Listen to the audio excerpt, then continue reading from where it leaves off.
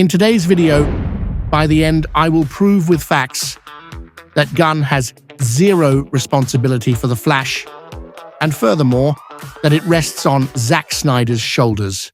Snyderbros are debunked again.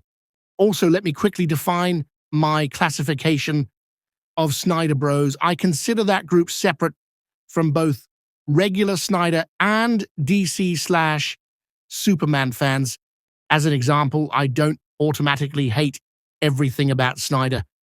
The Man of Steel had a solid basis to build a verse off of. The Zack Snyder cut of Justice League that didn't exist until they poured some money into it was much better than Whedon's cut.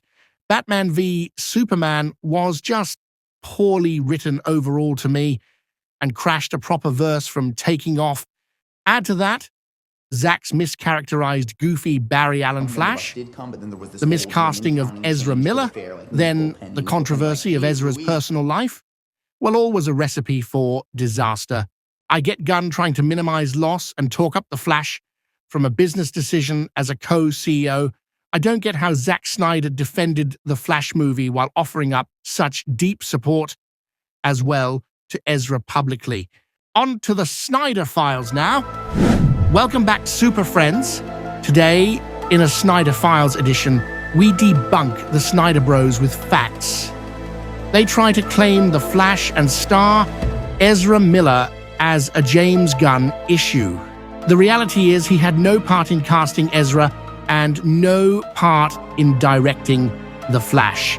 The only involvement he had was to have them alter ending to not lead into Snyderverse continuation. The Flash was already in post-production when Gunn and Safran became co-CEOs. The film's ending needed to change to align with their vision for the DCU's future. In actuality, Zack Snyder casting Ezra Miller contributed to the death of the DCEU. Let's look at the casting and controversy that affected the Flash release. Ezra, on getting cast by Lord Snyder, I pick it up and my agent's like, listen, I have Zack Snyder on the phone. I got to put you through. He wants to talk to you about this DC Universe thing. And I was like, what? And then he got on the phone and, you know, Zack, he's just gung-ho. He's in it. He's completely involved. So he just starts talking about how I'm going to play the Flash. And I was just in sort of a state of shock and disbelief. I constantly see the reference from Snyderbros that James Gunn praised the Flash. Somehow they have managed to leave their savior and Lord Snyder out of this. Well, I won't do that. Zack Snyder defended both the movie and his star.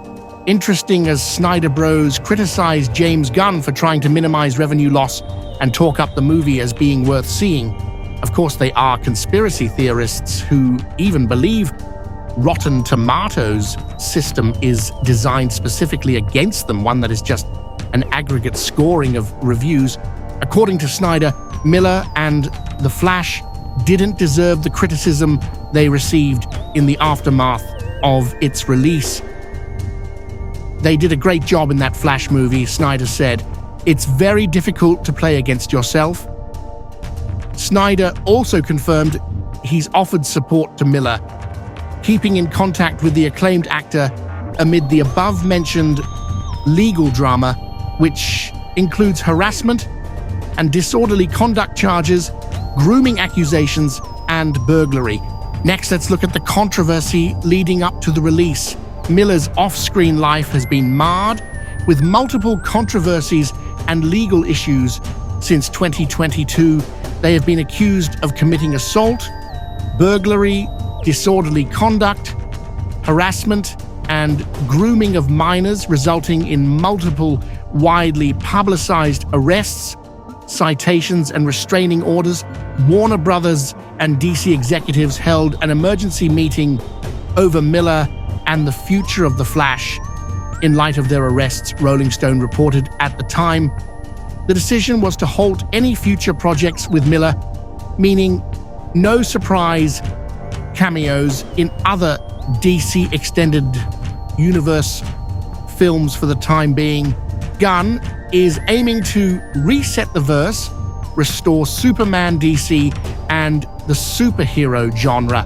Now that we have destroyed the false narratives and defined the actual chain of events, it's time to say, look up, not back.